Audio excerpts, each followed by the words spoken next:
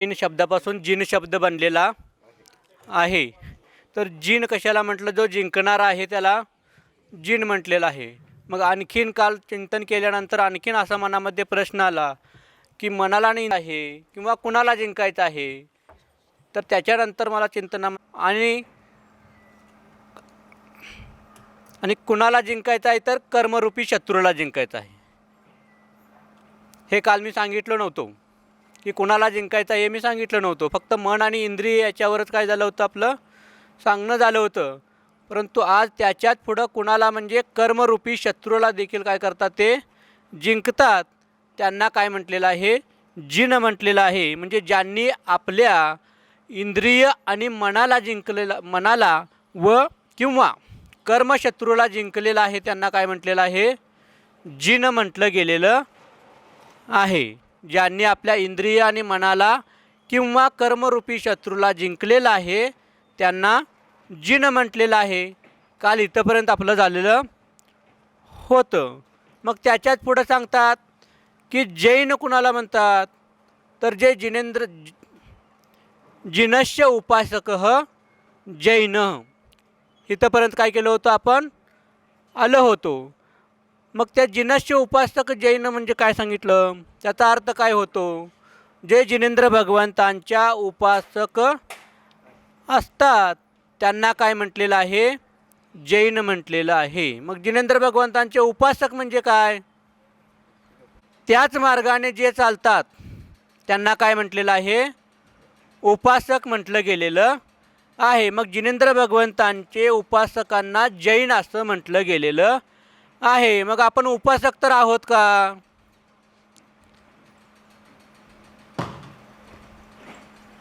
आपण उपवास करणारे आहोत, परंतु उपासक आहे का.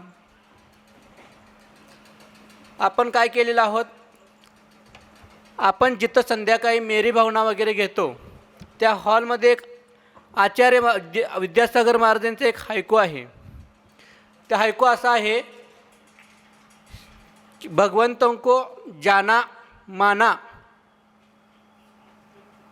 मगर अपनाया नहीं. म्हणजे काय, भगवंतांना आपण जाणलो तर मानलो सुद्धा, पण आपण काय केलं नाही, आपलं मानलो नाही. त्यांना आपलं मानलं असतं तर त्यांनी जसं सांगितलं तसं आपण वागलो असतो. त्यामुळे नुसतं जाणायला आणि नुसतं मानायला नको, तर आपलं सुद्धा काय करायला पाहिजे, त्यांना मानायला पाहिजे. किंवा आपलं स्वतःचं देखील तेच कर्तव्य आहे हे काय करायला पाहिजे, आपण मानायला पाहिजे. त्याच वेळी काय होणार आहे, आपण जैन होऊ शकणार आहे किंवा उपासक होऊ शकणार आहे. तर जिनेंद्र भगवंतांच्या उपासकांना काय म्हटलेलं आहे, जैन असं म्हटलं गेलेलं आहे.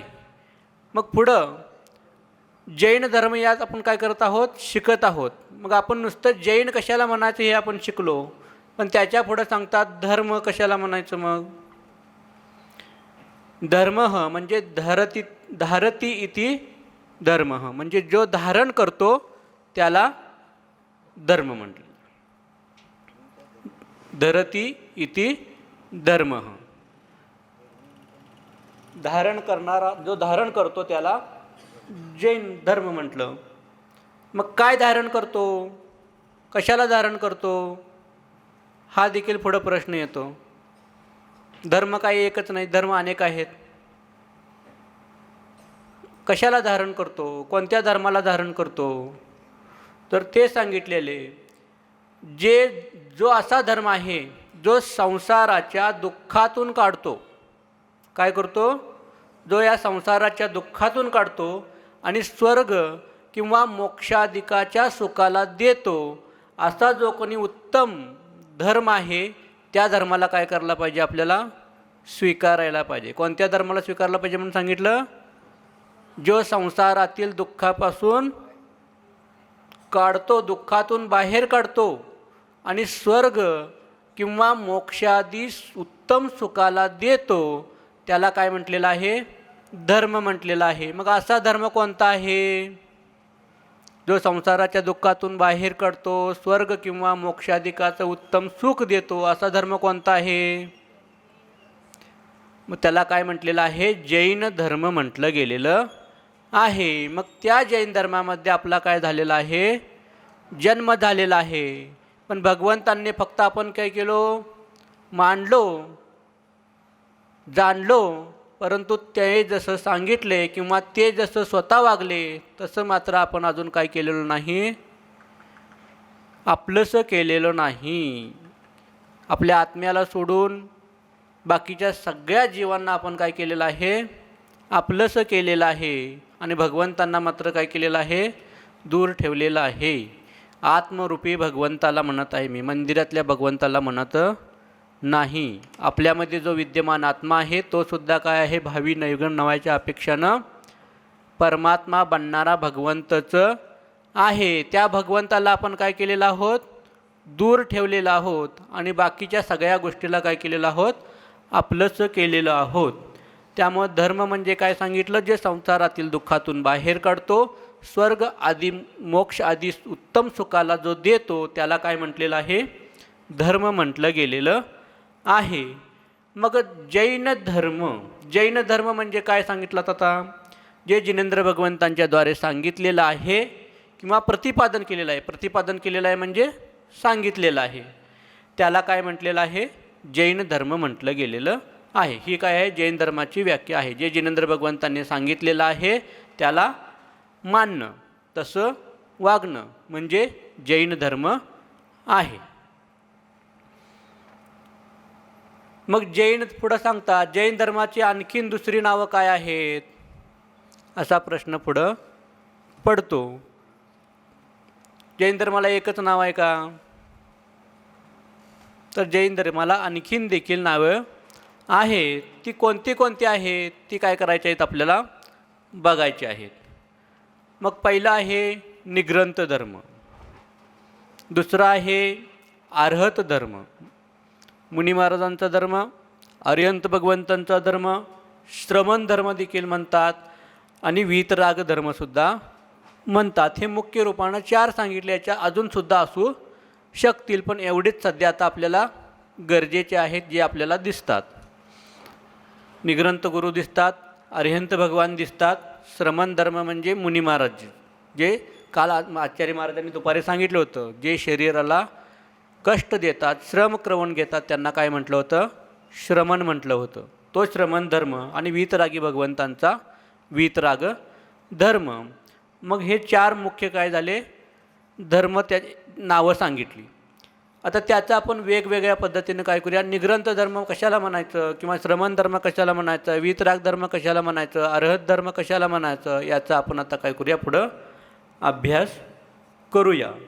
हे करायच्या अगोदर आत्तापर्यंत मी जे काही सांगितलं किंवा काल मी जे काही सांगितलं होतं त्याचा आपण उजळणी घेऊन, म्हणजे जीन कशाला म्हणतात याची उजळणी आपण घेतलेलीच आहे. परंतु मी आत्ता जे काही तुम्हाला 2-3 गोष्टी सांगितल्या त्यामध्ये अजून कोणाला काही समजलं नसेल तरी प्रामाणिकपणे काय करा, आपण विद्यार्थी म्हणून आपण इथं सगळेजण आलेलो आहोत. तुम्ही देखील माझे काय आहात, एक अपेक्षेनं गुरुच आहात आणि मी देखील तुमच्यासमोर बसलो म्हणून एक गुरुच आहे. परंतु तुम्ही देखील मला काहीतरी सांगायचं आणि मी देखील तुम्हाला काहीतरी सांगायचं आहे. मी फक्त तुम्हाला सांगण्यासाठी इथं आलेलो नाही, कारण माझ्यापेक्षा अभ्यास तुमच्या लोकांचा जास्त आहे. त्यामुळे तुम्ही देखील मला काय करायचं आहे की सांगायचं आहे, ह्याच्यापेक्षा एक्स्ट्रा काय तुमच्याजवळ असेल किंवा ह्याच्यापेक्षा जास्तीची माहिती काय तुमच्याजवळ असेल तर मला देखील काय करायचं आहे, तुम्ही सांगायचं आहे आणि ते मी प्रामाणिकपणे स्वीकारायला तयार आहे. तर आत्तापर्यंत आपण जैन कशाला म्हणायचं ते सांगितलो, कशाला म्हणायचं म्हणून सांगितलं, जे जिनेंद्र भगवंतांचे उपासक असतात त्यांना जैन म्हटलेलं आहे. हे पहिलं आपण पक्क करून घेऊया. बाकीचं सगळं आपल्याला माहीत आहे, परंतु आपला पाया अजून आपल्याला माहिती असतो, परंतु आपण काय करतो, कालांतरानं त्याचा आपण अभ्यास करत नाही. यामुळे ते काय होतो, त्याच्यावर धूळ निर्माण होते आणि ती धूळ निर्माण झाली की आपण त्याच्याकडे लक्ष देतं नाही. मग आपण आठवायला गेलं की आपल्याला आठवत नाही. त्यालाच काय म्हणायचं, ज्ञानावरणी कर्म म्हणायचं. मग हे ज्ञानावरणी कर्म कशामुळे बांधलं जातं, ज्यावेळी आपण आपला मुलगा अभ्यास करायला बसलेला असतो आणि आपल्या आवडीची चहा कॉफी संपलेली असते, त्या आपण काय करतो, तुझा अभ्यास राहून दे बाबा, पहिला जाऊन काय कर, दुकानातनं जाऊन चहा घेऊन ये जा, दूध घेऊन ये जा, साखर घेऊन ये जा, कधीपासून चहा पिणं असं झालं, डोकं दुखा लागलं आहे माझं आणि तू आपलं काय ऐकनाचं. असं म्हणतो की नाही, ज्यावेळी तो वाचत बसलेला असतो आणि त्याचं पुस्तक आपण ज्यावेळी झाकायला सांगतो त्यावेळी नियमानं आपल्याला ज्ञानावरणी कर्माचा बंध होतो. कोणतर पेपर वाचत असते, वर्तमानपत्र हिसकावून घेतो, कोणतर काहीतरी माहिती वाचत असते त्याच्याकडं हिसकावून घेतो आणि आपण वाचायला चालू करतो, त्यावेळी देखील आपल्याला काय होत असतो, ज्ञानावरणी कर्माचा बंध होत असतो. याचमुळे आपण काय झालेलो आहोत, सगळेजण भोपळा होऊन बसलेलो आहोत. त्यामुळं हा भोपळा आपल्याला काय करायचा आहे, दूर करायचा आहे. तर असं जर काय होत असेल तर आपण थोडं काय करायचं आहे, कष्ट घ्यायचं आहे. आपल्याला चहा प्यायचा असेल तर आपणच जाऊन काय करायचं आहे, मुनी महाराजांच्याकडे जाऊन नियम घ्यायचं. म्हणजे तसं काय आपल्याला करायला लागायला नको. मी काय दुकानला जायला सांगणार नाही. त्यामुळं आपण काय करायचं आहे, जोपर्यंत आपलं ज्ञानावर नाही, जोपर्यंत आपण त्या शास्त्राबद्दल विनय करणार नाही तोपर्यंत आपल्याला त्यातलं ज्ञान होणार नाही. जर आपल्याला शास्त्र शिकायचं असेल कोणतेही असू दे, मग बालबोध असू दे किंवा धवला असू दे, इथंपर्यंतचे जे मधले सगळे आहेत, जोपर्यंत त्या विषयाचा आपण काय करणार नाही, विनय करणार नाही, शास्त्राचा विनय करणार नाही, तोपर्यंत आपल्याला ज्ञान कधी होणार नाही. आपण काय करत आहोत, सकाळी मंदिरला जात असताना सुद्धा काय करतो, पूजनला जातो. पूजनला जात असताना काय करतो, शास्त्र कुठं असतं आहे आपलं, बास्केटमध्ये असतं आहे. 2-3 लोकांच्या हातात असेल, पण बाकीच्यांचं शास्त्र ही बाजारची वस्तू. आपल्या बिंबीच्या खाली शास्त्र जाता कामा नाही. शाळेतली वही फिरवतो तसं असं शास्त्र. काकद देखील काय होत असतात, जीवांची उत्पत्ती होत असते. शास्त्राला कधीही काकद घ्यायचं, फक्त मुलांना बाळांनाच काकद घ्यायचं असते, शास्त्राला घ्यायचं नसतंय. त्यामुळे शास्त्राचा अविनय होत असतो. शास्त्र कधीही असं उंचीवर धरायचं असतं. जोपर्यंत आपण शास्त्राचा विनय करणार नाही तोपर्यंत आपल्याला कर्मबंध सुटणार नाही. त्यामुळे पहिल्यांदा आपण काय करायला पाहिजे, शास्त्र विनय शिकायला पाहिजे, मगच आपल्याला त्यातलं ज्ञान होणार. जोपर्यंत आपण झुकणार नाही तोपर्यंत आपल्याला त्यातनं काय मिळणार नाही. ज्यावेळी महावीर भगवंतांचं समवशरण लागलं, त्यांचं वाणी खिरत नव्हती, ज्यावेळी इंद्रभूती नावाचा जो जीव आला तो देखील काय होता, खूप ज्ञानी होता, त्याला देखील खूप गर्व होता. परंतु त्याचा ज्यावेळी गर्व नाहीसा झाला मानस्तंभापाशी आल्यानंतर, त्यावेळी ते काय झाला, त्याच महावीर भगवंतांचा प्रथम शिष्य गंधर म्हणून तो काय झाला, नावाजला गेला. त्याचवेळी तो काय झाला, गौतम गंधर झाला आणि महावीर भगवंतांची वाणी त्याची खिरू लागली. म्हणून आपल्यापाशी थोडं जरी ज्ञान असलं तरी आपण काय करायला नको, त्याचा अहंकार देखील बाळगायला नको. म्हणून आपण जेवढं काय आहे, भगवंतांच्यापेक्षा ज्ञान आपल्यापाशी तर काही जास्त नाही, आपल्यापाशी नाहीच काहीच ज्ञान. नक्कातल्या केस मातीएवढं सुद्धा आपल्याजवळ काय नाही, ज्ञान नाही. त्यामुळे आपण काही गर्व करत बसायचं नाही. जोपर्यंत केवळ ज्ञान होणार नाही तोपर्यंत आपण ज्ञानी होणार नाही. मग केवळ ज्ञान जोपर्यंत होत नाही तोपर्यंत मी कोण आहे, अज्ञानी आहे. मग अज्ञानीला अज्ञानी म्हटलं, ढ म्हटलं तर राग यायचं काय काम आहे, कायच काम नाही. पण मी ढ म्हणायचं नाही, मला मी लय ज्ञानी, तर असं करून चालणार नाही. त्यामुळं धर्म कशाला म्हटलं, धर्म कशातनं काढतो, जो संसारातील दुःखापासून बाजूला करतो, स्वर्ग मोक्ष आदी उत्तम सुख देतो, त्याला धर्म म्हटलेला आहे. आणि असा धर्म कोणता आहे, जैन धर्म आहे. आणि तोच धर्म आपल्याला काय करायला पाहिजे, स्वीकारायला पाहिजे. बाकीचे जे धर्म आहेत ते आपल्याला कुठं घेऊन जाणार आहेत, संसाराच्या दुःखातच घेऊन जाणार आहे. त्यामुळे जो योग्य धर्म तुम्हाला वाटेल, जो संसारात घेऊन जाणारा धर्म तुम्हाला आवडत असेल तर तो धर्म निवडा.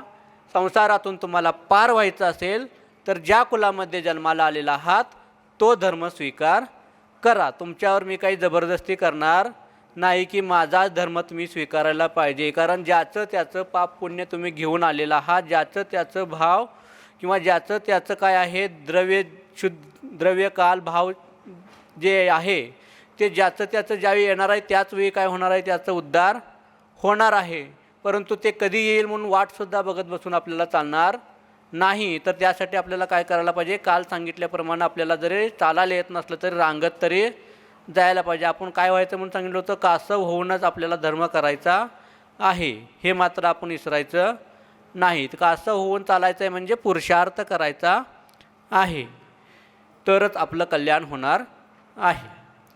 मग जैन धर्म कशाला म्हटलं? जे जिनेंद्र भगवंतांनी सांगितलेलं आहे त्याला जैन धर्म म्हटलेलं आहे. आता पुढं आपण इथंपर्यंत सगळ्यांचं पक्क झालं. लगेच एकदा सांगितल्यावर कुणाचं काय लक्षात पण बसणार नाही. लक्षात येईना म्हणून यायचं बंद करायचं. इथं येऊन झोपा, घरात झोपायच्या वाटण्याचं इथं येऊन झोपा, परंतु हितच येऊन झोपा. कारण एक जरी शब्द तुम्हाला तुमच्यात जर जागे झाल्यानंतर एक जरी शब्द तुमच्या कानामध्ये धर्माचा पडला आणि तो धर्माचा शब्द तुमच्या संकटाच्या काळी जर उपयोगी आला तर त्याच्यापेक्षा मोठं पुण्य नाही. म्हणून घरात झोपण्यापेक्षा हिथं येऊन झोपा. गर्दी तरी वाटून द्या, अजून इकडला अर्धमंडप मोकळा आहे. कारण एवढा मोठा खर्च आपण केला 4 महिन्यासाठी, ते भरायला तर पाहिजे की रिकाम्या जागा. त्यासाठी तर आपली उपस्थिती, मला समजलेलं आहे आपल्या गावामध्ये कमीत कमी 1300 हुमरं आहेत. मग एक एक जरी धरलं तरी मला माहीत नाही कुठं आहे ते आता.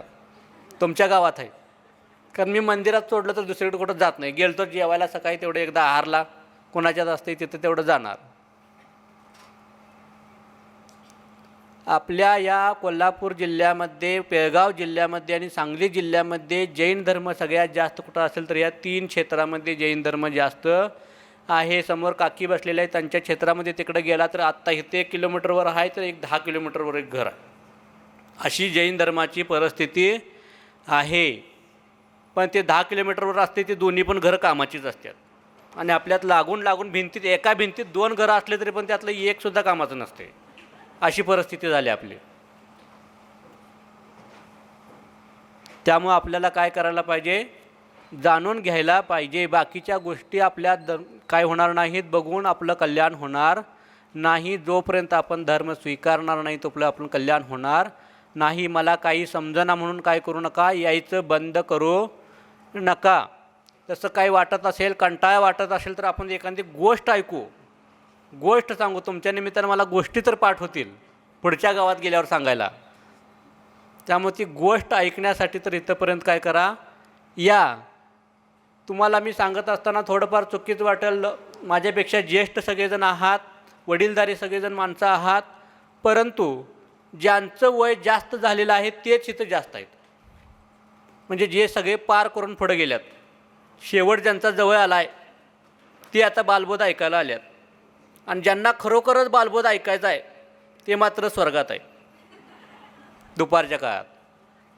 त्यामुळे शक्यतो काय करा, मी आजी लोकांना येऊ नका म्हणणार नाही, परंतु जे खरोखरच ज्यांना सध्या गरज आहे, जे आपल्या सुना आहेत, कारण तुमचं तर आता धर्म पार झालेला आहात, तुमचं शेवट आलेला आहात, परंतु त्यांची आत्ता सुरुवात आहे.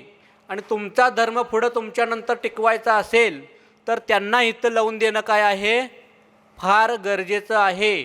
तुमच्या नातूवर धर्माचे संस्कार व्हायचे असतील तर घरातला शिक्षक तयार व्हायला पाहिजे धर्माचा. तो कोण आहे? तुमच्या नातूचे आईवडील. मग त्यांनाच जर माहिती नसेल तर मग कोण येऊन सांगणार? रोज उठून आम्हाला तर तुमच्या गावात येऊन बसायला सवड नाही. दुसऱ्यांच्या गावाला पण वेळ द्यायला पाहिजे. त्यामुळं घरचा शिक्षक, घरचा धार्मिक शिक्षक तयार व्हायला पाहिजे. त्यामुळं मुलांना पाठशाळेवर पाठवण्यापेक्षा आपण पहिला आपल्या सुनांना काय करायला पाहिजे, पाठशाळेमध्ये पाठवून द्यायला पाहिजे. ही आपली पाठशाळा आहे दुपारची 2च दिवस, शुक्रवार शनिवार. बाकीचे ते गुलाबजामुन ते सगळं त्यांचं तिकडं आहे. ते इथं फक्त बडीशूप सगळं खाल्ल्यानंतर पचतंय की नाही, ते बडीशूप शेवटचं ते 2च दिवस आहे आपल्याजवळ. आणि ते काय करायचं आहे, त्या 2 दिवशी तर कमीत कमी, बाकीच्या मी म्हणत नाही माझ्याच क्लासला यायला पाहिजे, त्या सगळ्यांच्या क्लासला देखील ते यंगच यायला पाहिजे. यंग म्हणजे जे तरुण तुमच्या सुना आहेत त्यांनी यायला पाहिजे. तरच हा चातुर्मास केलेल्याचं काय होणार आहे, सार्थक होणार आहे. मी आता लई खुश आहे तुमच्या गावात आल्यापासून. का सांगा बरं? तुम्ही लोकही आलाय म्हणून नाही, तुमच्यावर मात्र मी अजिबात नाराज आहे. कारण माझ्याच वयाचे माझे जे बंधू आहेत हे तुम्ही गेल्यानंतर तिथे येऊन कधीतरी तुम्हाला बघायला मिळणार नाही ते स्वर्ग. रात्री 9 वाजल्यापासून 8 ते 9 आमचं सामायिक असतं. 8:45 ते यायला चालू करतात.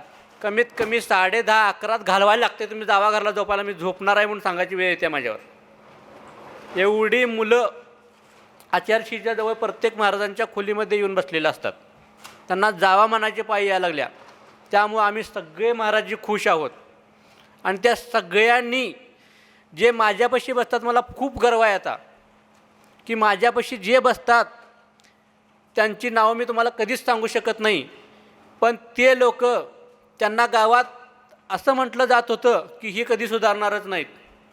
ती लोक त्यांच्या आईवडिलांच्या अगोदर 5:30 पावणे 6ला जेवायला बसलेले असतात. आज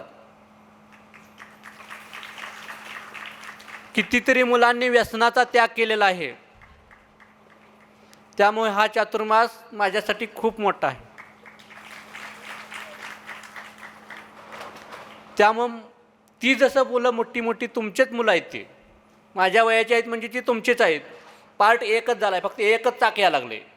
दुसरं चाक ते जर घरात बसलं तर गाडी कसं असं पुढं जाईल, काय ते जाणार नाही. त्यासाठी दुसरं चाक पण इथंच यायला पाहिजे. त्या दोन्ही चाकावर ज्यावेळी एकदम चालू जातील त्यावेळी तुमचं धर्माचा गाडा काय होणार आहे, पुढं जाणार आहे. त्यामुळं बाकीच्या गोष्टीत आपण हट्ट करतोय की नाही, गावाला जायचं असेल, कुठे इकडं तिकडं जायचं असेल, बळजबरीनं भांडून पाठवतोय जा बाई. तसं धर्मातसुद्धा काय करायला पाहिजे, आपल्याला हाताला धरून वडत आणायला पाहिजे. काय मारली तर मार खावा एक आजी लोक, कारण तिच्या कल्याणासाठी काय करणार आहे, आपण प्रयत्न करणार आहोत. त्यामुळं कमीत कमी त्या लोकांना येण्याचं प्रोत्साहन तरी करा की जेणेकरून आपला धर्म टिकणार आहे. त्यांच्यामुळे टिकणार आहे, कारण आपलं आता संपलं आहे, आज आहे आणि उद्या नाही. पण ते आता यंग आहेत, त्यांच्यामुळे आपल्यानंतर तेच असणार आहेत. त्यांना जर धर्म माहीत असेल तर आपला धर्म टिकणार आहे. आपण आपला धर्म काय करत आहोत, नाश करत आहोत, कारण आपण घरात बसून झोपत आहोत. दुसरं कोणीही कारण नाही त्याला, ना कुठलं समाजकारण आहे, ना कुठलं राष्ट्रकारण आहे, ना कुठलं काही कारण नाही. आपण स्वतः त्याच्या जबाबदारी आहोत आपल्या धर्म आपला नाहीसा करण्यासाठी. कारण आपणच आपल्या धर्मात येणं झालो आहे, आपणच आपल्या मंदिराला येणं झालं आहे. मग आपण आपल्या मंदिराला येणार नाही तर मग दुसरी येतील. त्यासाठी आपणच यायला पाहिजे, आपणच शिकायला पाहिजे, आपणच पुरुषार्थ करायला पाहिजे. मी फक्त सांगण्याचा प्रयत्न करेन, जबरदस्ती करणार नाही, कारण माझ्याजवळ जेवढे आल्या त्याच्यात मी खूप खुश आहे. तर पुढं जैन धर्माची 4 मुख्य नावं सांगितली. बाकीच्यांची नावं ह्याच्यात जेवढं दिलं आहे तेवढंच आपण करत पुढं जाऊया. तर पहिला आहे निग्रंथ धर्म. निग्रंथ धर्म म्हणजे काय, तर ते म्हणतात की ग्रंथ म्हणजे परिग्रह. निग्रह, नि वेगळं आणि ग्रंथ वेगळं केलं त्यांनी. ग्रंथ म्हणजे परिग्रह. मग अंतरंग आणि बहिरंग परिग्रह रहित मुनींना निग्रंथ म्हणतात. जे अंतरंग आणि बहिरंग, जे अंतरंग 6 आणि बहिरंग 6 जे काय आहेत त्यांनी काय आहेत, परिग्रहापासून रहित जे मुनी असतात त्यांना काय म्हटलेलं आहे, निग्रंथ म्हटलेलं आहे. आणि त्यांच्या धर्माला निग्रंथ, जे त्या धर्माचं पालन करतात, अंतरंग बहिरंग परिग्रहापासून जे रहित असतात अशा धर्माचं जे पालन करतात त्यांना काय म्हटलेलं आहे, निग्रंथ म्हटलेलं आहे. मग आचार्यजींचा ऐको देखील आचार्य महाराज जी कायम सांगतात, ग्रंथ भी निग्रंथ सा जब लगे तब वो निग्रंथ है. ग्रंथसुद्धा आपल्याला काय वाटायला पाहिजे, हे जे शास्त्र आहे हे शास्त्रसुद्धा माझं म्हणायचं नाही, हे सुद्धा माझ्यासाठी ज्यावेळी परिग्रह होईल, परिग्रह मानीन, दुसऱ्याचं मानीन, त्याचवेळी काय होणार आहे, मी निग्रंथ मुनी होणार आहे. ग्रंथ बी निग्रंथ सा जब लगे असं काहीतरी ऐकू आहे आचार्य गुरुवर विद्यासागर महाराजांचं. निग्रंथ धर्म कशाला म्हणून सांगितलं, ग्रंथ पी परिग्रह, ग्रंथ म्हणजे परिग्रह. मग अंतरंग आणि बहिरंग परिग्रहापासून जे रहित असतात. अंतरंग परिग्रह काय आहे, खूप मोठी गोष्ट आहे, आपण बालवडीत आहे. आपण जे अंतरंग बहिरंग जे काय आहे ते सगळं तिकडं छडाला 24 ठाणा मुलाचार प्रदीप तिकडं आहे. आपण तेवढ्या लांब जायचं आता नाही.